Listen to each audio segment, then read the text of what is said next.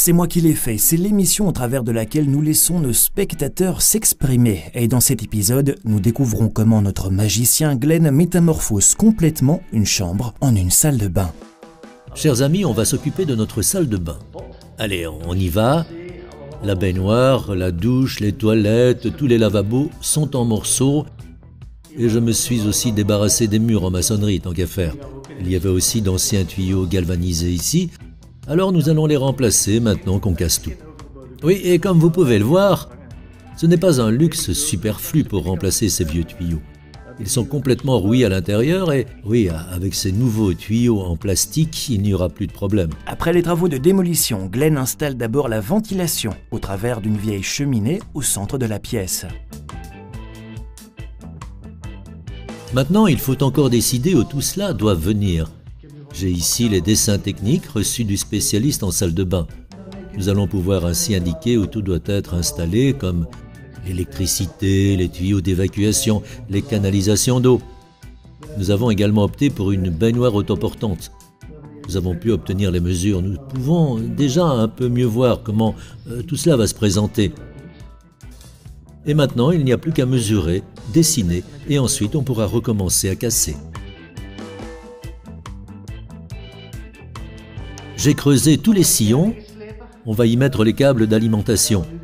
C'est comme un nid. Mais si vous étiquetez bien le tout, vous n'aurez pas de problème après. Je vais montrer comment encastrer ces petites boîtes pour l'électricité. Toujours pré-mouillé d'abord. Si votre canule fonctionne.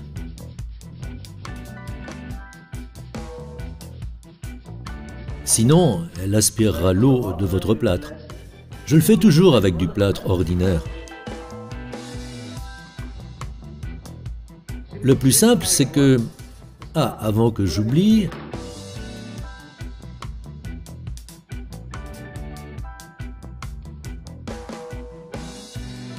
Il y a des ronds dedans.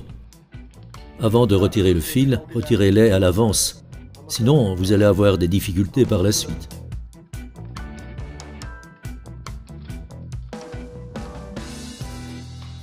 Ici aussi, celui-là, tu le piques avec un tournevis. Voilà, un tournevis, c'est bien. Alors, vous pouvez boucler les prises de courant. En fait, le plus simple, c'est de le faire comme moi, avec du plâtre ordinaire. Bien sûr, vous pouvez le faire avec du ciment rapide, et ainsi de suite. Mais je trouve que le plâtre ordinaire est la chose la plus facile à faire. Sur le dos, un petit point, le mettre dedans, à la bonne profondeur. Ne faites pas votre plâtre trop liquide.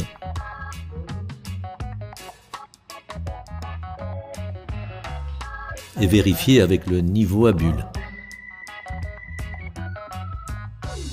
Et maintenant, laissez-le durcir. Et ensuite, vous pourrez le lubrifier à nouveau, proprement, si votre câble y est inséré. Après avoir placé l'électricité, on s'attaque à présent au faux plafond. Glenn commence par fabriquer un cadre en profilé métallique. Il fait glisser les profils entre les profilés en U porteurs qu'il a fixés au mur. Il scie les profilés à l'aide d'une meuleuse d'angle. Une fois situés à même distance de centre à centre, il les visse. Glenn fixe les plaques de plâtre sur les profilés, avec des vis pour plaques de plâtre.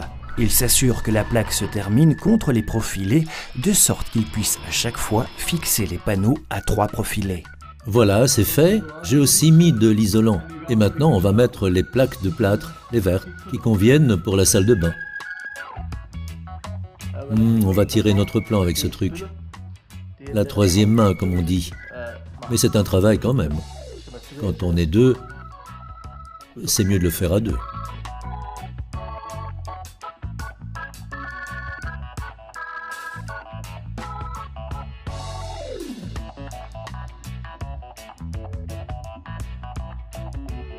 Maintenant, je suis occupé à tirer les tuyaux de l'eau chaude et de l'eau froide, de la douche, des lavabos, des toilettes, plus tard. La baignoire est alimentée en eau froide et chaude et Glenn place par ailleurs une arrivée en eau froide pour les toilettes. Les tuyaux sont ensuite occultés derrière un faux mur, ce qui est réalisé à nouveau avec des profilés qui sont ajoutés dans un profil en U fixé au sol et au plafond. Glenn prévoit une traverse pour le réservoir des toilettes, car il ne peut pas y placer un profilé complet.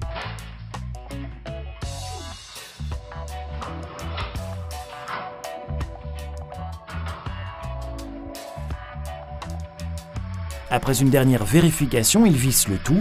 Il place ensuite un profilet vertical sur lequel une plaque de plâtre peut être fixée ultérieurement. Glenn prévoit l'isolation nécessaire à l'arrière des profilés, après quoi les plaques de plâtre peuvent être posées. Les raccords sont maintenant terminés, tout a été fait. Le mur est mis. Parce que je ne voulais pas rester avec un bloc derrière les toilettes, je l'ai rectifié. C'est un peu plus serré. Maintenant, encore ce côté, ici vient la douche donc, l'extension murale avec un cadre de profilé métallique. Avec cela, tout est évacué. Et maintenant, on va mettre ces plaques imperméables contre dans la douche. Le lavabo s'appuie contre un faux mur. C'est pourquoi Glenn y a d'abord installé des panneaux OSB. Il les coupe sur mesure avec une scie sur table.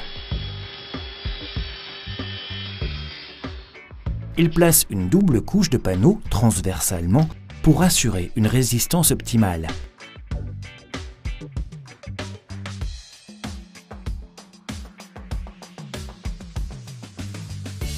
Afin de permettre au plâtre de collage, avec lequel les plâtres imperméables sont attachés, d'adhérer correctement, le mur de plâtre est pourvu d'un apprêt d'adhérence. Glenn applique ensuite une fixation adhésive par points. Il presse alors des plaques de ciment contre celle-ci et vérifie régulièrement si le panneau est complètement droit. La douche se retrouve ainsi entièrement constituée de panneaux étanches.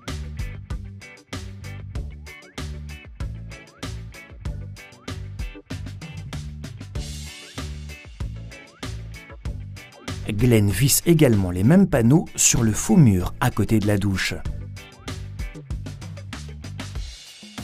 Les murs restants sont maintenant pourvus d'une couche de plâtre de finition.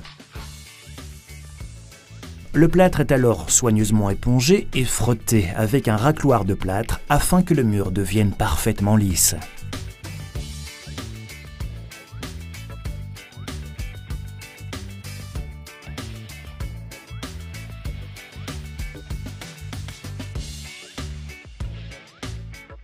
Maintenant, la femme la plus habile que j'ai jamais rencontrée, et c'est la mienne, travaille sur les murs de la douche ici. Il s'agit d'une peinture spéciale adaptée à la douche.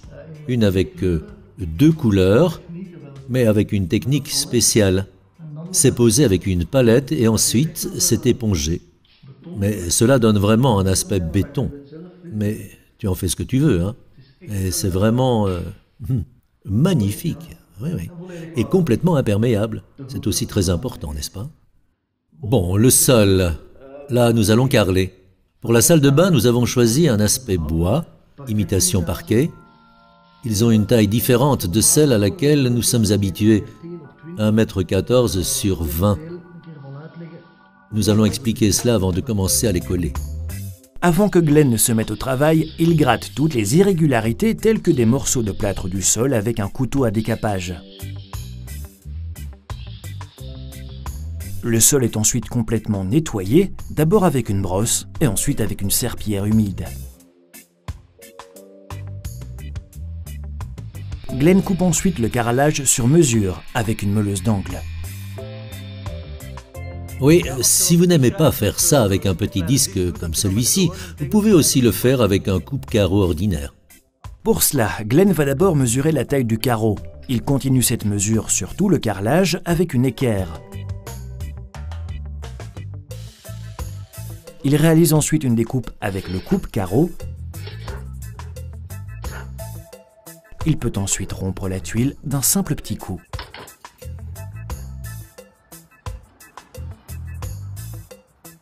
Pour fixer le carrelage, Glenn commence par placer quelques points de colle sur le sol. Il fait cela chaque fois pour 2 carrelages. Ensuite, il étalera la colle avec le peigne à colle.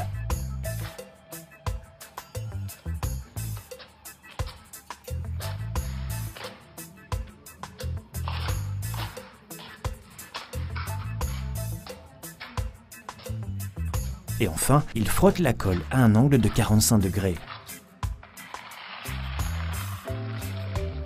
Dans le joint, j'enlève toujours la colle en trop. Cela vous évitera des travaux de nettoyage ultérieurs.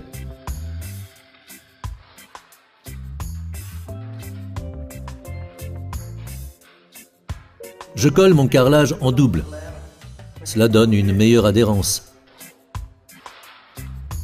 C'est un peu plus de travail, mais ce n'est pas difficile. C'est comme mettre du beurre sur votre sandwich.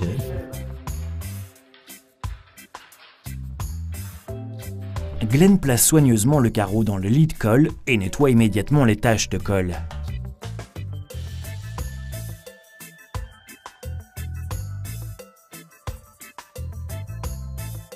Il place ensuite des croisillons pour conserver un joint qui sera bien égal.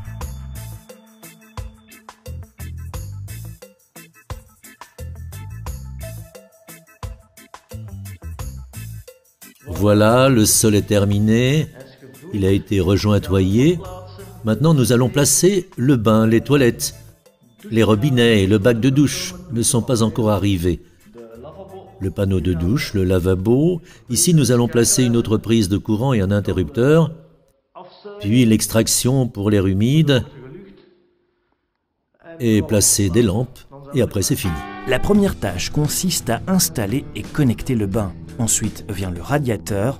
C'est un travail pour deux. Une ouverture est réalisée dans le faux mur avec une scie à trépan. Ici s'insère une boîte intégrée spécialement équipée d'un système de serrage pour les murs de construction.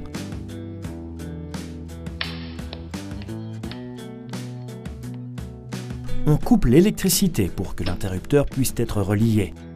Le conducteur neutre et la terre sont connectés par une borne enfichable.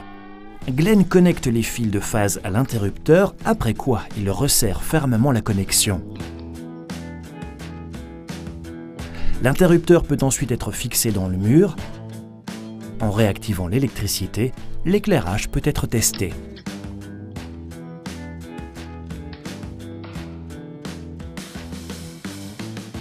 Je vais encore fixer mon profilet pour y mettre le mur de la douche, mais c'est un mur creux.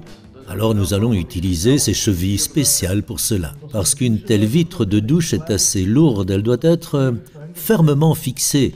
Et ces chevilles ont un diamètre de 6. Vous les mettez dans le mur creux, vous tirez dessus avec ces pinces et ça s'ouvre entièrement. C'est ce profil, il y a 4 trous dedans. Je l'ai déjà dessiné ici avec un niveau à bulles. Avec une mèche 6, Glenn crée d'abord un trou dans lequel s'insère la cheville.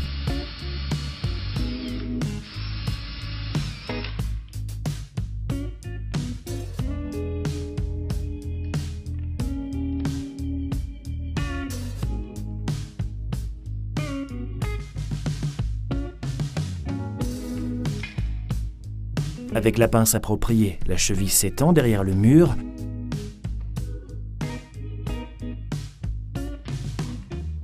La vis peut alors ressortir.